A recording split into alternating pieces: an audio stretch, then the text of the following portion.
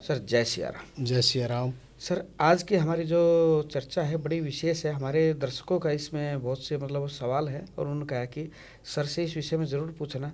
यानी कि रामायण वैसे तो बहुत बड़ी कथा है, राम जी की गाथा, लेकिन आपने एक सूत्र लिया प्रभु श्री राम का वनवास, और उसको भी आपने एक नाम दिया। यदि भगवान श्री राम को वनवास नहीं होता तो पहले के दिए गए वरदानों और श्रापों का क्या होता।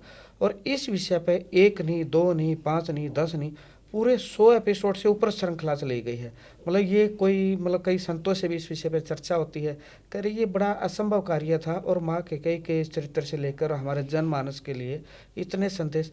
तो सबसे पहला ये है कि आपके मन में ये विचार कैसे है और क्यों आया, इसका मूल उद्देश्य क्या था इस सब करने का। इस सब का बहुत सहज मूल उद्देश्य है कि हम प्राय ये देखते हैं कि किसी के जीवन में कहीं भी कुछ भी कभी भी घटित होता है तो वो केवल वर्तमान को ही देख पाता है। वास्तविकता ये है कि ये प्रत्येक व्यक्ति के जीवन की एक कहानी है कि कहीं भी कुछ भी कभी भी अचानक नहीं होता। जो कुछ हो रहा है उसका अतीत और भविष्य संबंध है। सिर्फ अंतर इतना है कि अनुकूल का श्रेय हम स्वयं को देते हैं, प्रतिकूल का श्रेय किसी और को देते हैं। जबकि वास्तव में चाहे वो प्रतिकूल है, अगर तुम वहाँ किसी भी कारण से हो तो उसका कारण भी स्वयं हो। आप एक मिनट के लिए मान लो किसी तरह से मेरे शरीर में कोई बीमारी है तो कहीं ना कहीं कुछ न कुछ ऐसा ज़रूर हुआ है जो मुझे करना था मैंने नहीं किया, या जो नहीं करना था वो किया। अर्थात इसको ऐसे मान लो, जैसे मान लो स्मोकिंग है, अल्कोहल है, सेवन नहीं करना चाहिए, मैंने किया तो उसके परिणाम आएंगे ही आएंगे, कम और ज़्यादा हो सकते हैं। या जैसे यह है, हमने अनेकों बार एक चर्चा की है कि ब्रह्म मुहूर्त वास्तव में एक इतना विशेष है कि जिसको आज भी सारे चिकित्सक सिर्फ मॉर्निंग वॉक कह देते हैं। जबकि मेरा ये मानना है कि वो केवल विज्ञान की एक सीमा है कि वो उस तक ही समझ सकती है। अगर लेकिन ब्रह्म मुहूर्त में ही वॉकिंग का विशेष महत्व क्यों होता है, तो इसी तरीके से कि कोई व्यक्ति कहाँ कब क्या कर रहा है उसको उसी का परिणाम मिलेगा। जो उस ब्रह्म मुहूर्त में जगता है, जो कुछ मेडिटेशन कहे वो करता है तो उसको उसका लाभ मिलेगा, जो नहीं करता उसे नहीं मिलेगा। लेकिन ऐसा नहीं कहा जा सकता कि केवल एकमात्र यही क्रिया ऐसी है जिससे ही सब कुछ होगा।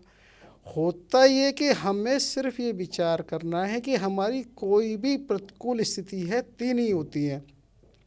प्राय हम ये माने तन की, मन की और धन की। तो हम स्वयं का अवलोकन करें कि हम आखिर यदि तन की कोई स्थिति है तो जैसे हमने कहा कि कुछ ऐसा हुआ है जो हमें नहीं करना था वो हमने किया, या कुछ ऐसा है जो करना था वो नहीं किया। उसी तरह से मन की स्थिति है। अगर मन भी हमारा कहीं है तो कुछ ना कुछ उसका उससे जुड़ा हुआ है, हमें स्वयं ही उसका कारण ढूंढना पड़ेगा। क्योंकि एक चीज़ और मान लो कि जीवन में महत्व शब्द का बहुत महत्व है।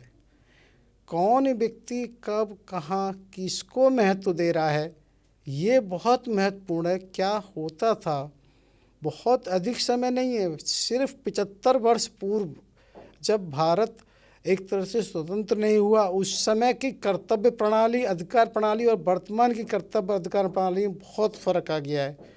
उस समय जीवन शैली में आदमी का अधिकार शून्यता की ओर था, कर्तव्य शैली पर ध्यान था। वर्तमान में उसका जो जीवन शैली है उसमें केवल अधिकार प्रसारित हो गया है और उसका कर्तव्य मूल हो गया है। तो ये जो परिवर्तन है उसने वास्तव में जीवन में अगर मानसिक सुकून शांति किसी को चाहिए तो कर्तव्य पालन द्वारा ही संभव है, अन्य किसी तरह से संभव नहीं है। और इसी को भिन्न भिन्न समझने के लिए हमने देखा कि भगवान श्री कृष्ण जी ने, वहाँ महाभारत हुई तब एक तरह से गीता जी का जन्म हुआ, और उधर वहाँ पर वो हुआ तो वो मानस जी का जन्म हुआ। तो होने को प्रत्यक्ष हमें ये दिख रहा है कि लेकिन उसके बावजूद भी कहीं भी कुछ भी कभी भी अचानक नहीं होता। मानसिक शांति सिर्फ एक कर्तव्य बोध से होती है, और कर्तव्य बोध स्थिति परिस्थितियों से होता है। अब आप कहीं भगवान ने वहाँ तो स्वयं युद्ध किया, सबका संहार किया, लेकिन क्या है कि एक धर्म की स्थापना के लिए अधर्म को खत्म करना आवश्यक है। दोनों में एक समानता है। भावी भगवान कृष्ण ने देखिए ना, जब दुर्योधन और अर्जुन दोनों जाते हैं तो ऐसा नहीं किया किसी को निराश किया और बताओ तुम्हें क्या चाहिए। तो प्रभु की लीला देखिए, वहाँ भी वो इस तरह से कहते हैं अगर रावण शरण में आ जाए तो मैं अभी भी उसको वो दे दूंगा अयोध्या का राज्य। तो प्रभु कहीं पक्षपात किसी के लिए नहीं करते हैं। होता क्या है कि लीला को जैसी घटना है वो तो हर समय स्थिति में तैयार रहते हैं, अर्थात वो उस स्थिति परिस्थिति के हिसाब से कर्तव्य की आवश्यकता थी। तो वहाँ प्रभु ने ये बताया कि वर्तमान में भी हमको ये ध्यान रखना है कि अगर कोई सैनिक है, वो जब सुरक्षा कर रहा है तो वो ऐसा नहीं अहिंसा का पाठ पढ़ेगा, उससे वहाँ वो आवश्यक है। जैसे भगवान ने अर्जुन को बताया कि अधर्म के लिए ज़रूरत है, ऐसे ही वहाँ कर्तव्य उसका होता है, और इसीलिए उसको वहाँ हम मृत्यु नहीं कहते, शहीद कहते हैं।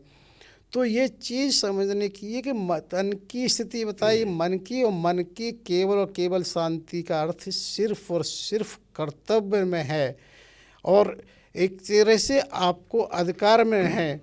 ये एक तरह से कहना चाहिए ना कि if you perform your duty you will find out beauty. और होता क्या, if you will demand your right then you will fight. तो होता क्या, अधिकार आपको एक तरह से लड़ाई की ओर ले जाएंगे, और जो ड्यूटी है, जो कर्तव्य है, वो जीवन की सुंदरता की ओर लेते हैं। तीसरी स्थिति होती है धन की। तो धन की भी प्रतिकूल स्थिति दो ही होती है कि कहीं ना कहीं हमारा आय से अधिक खर्च होना हुआ है, कहीं ना कहीं चाहे हमसे पूर्व वाले या हमसे बाद वालों द्वारा कुछ हुआ है, किसी न किसी कारण से। क्योंकि जीवन की जितनी आवश्यकताएं हैं वो कभी ऐसी नहीं रही कि कोई भी सरकार कभी भी रहो, भगवान की सरकार कहते हैं कि भगवान विष्णु पालन आ रहे हैं, वो योगक्षेम सबका करते हैं, किसी को ऐसा नहीं। और हम इसको एक साधारण तौर पर वर्तमान में भी देखते हैं कि जो हमारी सरकारें हैं, कितनी बड़ी जनसंख्या को फ्री में राशन कार्ड बंटने की व्यवस्थाएं रहती हैं। तो वहाँ पर ये पक्षपात नहीं गरीब में कौन है। तो उसी तरह से तन मन धन की तीन ही प्रतिकूलताएं होती हैं, और तीनों का हमें स्वयं ही अवलोकन करना है कि कोई ना कोई कारण ऐसा है जिसकी वजह से हम वहाँ पहुँचे हैं, और उस कारण को समझ के ही हम उसका निवारण कर सकते प्रश्न हैं। किया सर, अधिकार और कर्तव्य, और अधिकार में भी जब कहा कि अनैतिक अधिकार है तो वो युद्ध कराएगा, वो कर्तव्य होगा वहाँ व्यवस्था आएगी। तो इस पर थोड़ा जाने से पहले मैं मूल अपने एक विषय पे जानना चाहता हूँ जो आपका प्रश्न था। तो इस पर मतलब हमारे दर्शकों की भी इच्छा थी कि जैसे आप स्वयं भी कहते हैं कि कोई विचार अपने आप नहीं आता, उसके पीछे बहुत मेहनत होती है, पीछे का होता है। तो आपके मन में ये विचार कब आया और इसके पीछे आपने कितना अध्ययन किया कि रामायण के ऊपर ये व्यवस्था की जाए, राम जी के वनवास के ऊपर मतलब एक श्रृंखला पूर्ण की जाए? तो ये इसलिए आया कि किसी भी सफल और असफल व्यक्ति का दोनों का जब अध्ययन करते हैं तो ये प्राय चीज़ प्रमाणित हो जाती है और सभी जगह ये लागू होती है। होता क्या है कि हम लोग केवल एक वर्तमान की घटना को देख के छोड़ देते हैं। हमारा तो ये आशय है कि ये जन जन व्यक्ति, क्योंकि ये पूरा जो ब्रह्मांड जो स्वतः प्रक्रिया से चल रहा है उस स्वतः से ही हमको जुड़ना है, किसी व्यक्ति विशेष से नहीं। और जब हम उस स्वतः से जुड़ेंगे तो हमें ये एहसास होगा कि वास्तव में क्या क्यों कैसे घटित हुआ है। तो ये जो चीज़ हमारी समझने की और कहने की है वो इसीलिए है कि हम जन सामान्य में सिर्फ दो चीज़ देखते हैं, अरे बस वो आज बड़ा सफल हो गया। वो जो सफल हुआ आज हुआ है वो उसका रिजल्ट, वो उसका परिणाम है किस चीज़ का, जो उसके पीछे छिपा हुआ है। जब तक उसे नहीं जानोगे, भाई किसी भी चीज़ का फल है वो बीज तो कब पड़ा था, हम फल को देख रहे हैं बीज को नहीं। जब तक आप होगा क्या कि फल से पहले बीज तक की यात्रा को नहीं देखोगे तब तक फल नहीं समझोगे। मुझे याद है जब आपके हमारी पहली भेंट हुई तो आपने जितने ग्रंथ थे, शायद मतलब हम कह सकते हैं 2 सूटकेस, बड़े वाले सूटकेस इतने, मतलब आपने इसका मतलब आपने इतना अध्ययन किया, इतने ग्रंथों का किया कि एक ग्रंथ का तो ये सार है नहीं, अनेकों ग्रंथों का। तो मैं उसी विषय में थोड़े दर्शक जाना, आपने मूलतः किन किन ग्रंथों का इसमें सार लिया है, कहाँ कहाँ से तथ्य उठाए हैं रामायण से जुड़े हुए, कि कैकेयी माँ के लिए भी आपने इतना बड़ा विस्तार किया जो आज तक कभी हमें सुनने को नहीं मिला था कि कैकेयी माँ सारी इतनी बड़ी रणनीतिकार कि अपने पिताजी के घर पे भी फिर अयोध्या में भी, जो आता नहीं सुनने को उन्होंने। इस क्या होता है, जैसा हमने कहा कि किसी भी चीज़ को समझने के लिए अतीत को समझना बहुत आवश्यक है, क्योंकि हमें लगा कि पहले हम कैकेयी माता का तो समझें, तो कैकेयी माता से जुड़ी हुई बहुत सारी पुस्तकों और उनका अध्ययन उनसे किया, जिनसे निकल के आया कि वो कैसी थी विवाह पूर्व भी, क्या उनकी स्थिति परिस्थिति। तो उसी तरह से फिर हमने ये देखा कि बहुत सारी मानस जी के, जैसे मानस पीयूष जी के 7 ग्रंथ हैं, बड़े उसमें हैं, श्रीमद् वाल्मीकि रामायण जी हैं, श्री बताए ने सुदर्शन चक्र जी द्वारा रचे श्री रामचरित 2 खंडों में हैं। तो वो भिन्न भिन्नों से ये देखा गया कि सबने उसको अपने अपने तरीके से जब ये प्रसंग बसाए तो उनको एक ही चीज़ निकल के आई कि भाई जो कुछ हुआ है ये तो निश्चित है कि राम वन गमन हुआ, और राम वन गमन के समय बहुत सारे श्राप प्रदान हुए, जिनको हमने न केवल पुस्तकों से, बहुत सारे धारावाहिकों से भी लिया, समय समय पर बताया। जैसे परम अवतार श्री कृष्ण बताया, जय जय श्री हनुमान बताया, और माता गंगा से हुआ, अन्य भी इस तरह के रहे थे धारावाहिक जिन्हों से ये देखा गया। तो होता है कि उन धारावाहिकों भी कि जो एक तरह से निर्माता निर्देशक हैं, कहीं ना कहीं से उन्होंने भी लिया होगा। तो पूरा अध्ययन किसी के लिए करना संभव नहीं है, उसमें से कुछ कुछ कण ही लिए जा सकते हैं। और मैं ये सहज स्वीकार करता हूँ कि मुझ जैसे अल्पज्ञ को तो बोलने का भी ये अधिकार नहीं होना चाहिए इन विषयों पर, क्योंकि ये इतने गूढ़ विषय हैं। लेकिन क्या होता है कि हमारे राम जी ने एक ही बात कही है, उल्टा नाम जपा जग जाना वाल्मीकि भाई ब्रह्म समाना, कि किसी को भी माना नहीं है, वो कैसा भी व्यक्ति हो, उसको भी वो एक तरह से क्षमादान देते हैं, किसी को मना नहीं है उसमें करने की। और वर्तमान परिस्थिति में हम ऐसे भारतवर्ष में हुए हैं जहाँ बोलने की अभिव्यक्ति है, तो उन सब स्थिति परिस्थितियों की बस सिर्फ मन में कुछ विचार थे जिसकी वजह से उसको प्रकट किया है। मतलब मैं एक सार में पूछा, आज आपके मन के भाव में कितनी प्रसन्नता है, मतलब इस कार्य को मतलब साकार रूप में जो हो रहा है इस वजह से? नहीं, बस ये प्रसन्नता है कि ईश्वर ने इस लायक समझा। और ये मैं इसमें ये सिर्फ अंत में कहूँगा कि जो कुछ अच्छा हुआ है उसका श्रेय शायद संतमणि चैनल की टीम को जाए, जो प्रत्यक्ष से जुड़ी हुई है, चाहे उसको ये कहें बहुत सारे, उसको जो कुछ गलत हुआ है उसका अकेले श्रेय मुझको जाता है, जो मेरे कारण से गलत हुआ है। इसमें मुझे सिर्फ इतनी सी ही प्रसन्नता है कि अच्छा होने के लिए बहुत सब ही का योगदान है और गलत होने का कारण केवल मैं ही हूँ। ये तो आपका श्रेष्ठ स्वभाव है, इसलिए आप ऐसा बोल रहे हैं। बल्कि हम इसमें आपके आभारी हैं कि आपने इस यात्रा में हमें जोड़ा, और हमें मतलब इसे आज संतों के सामने चर्चा होती है कि भाई बड़ा विषय उठाया मतलब अग्रवाल जी ने, और बहुत चिंता किया, क्योंकि कथा जो होती है संत करते हैं उनके पास सीमित समय होता है, और उस सीमित समय में इतना विस्तार से कथा करने जाएंगे तो सालों लग जाएंगे कथा।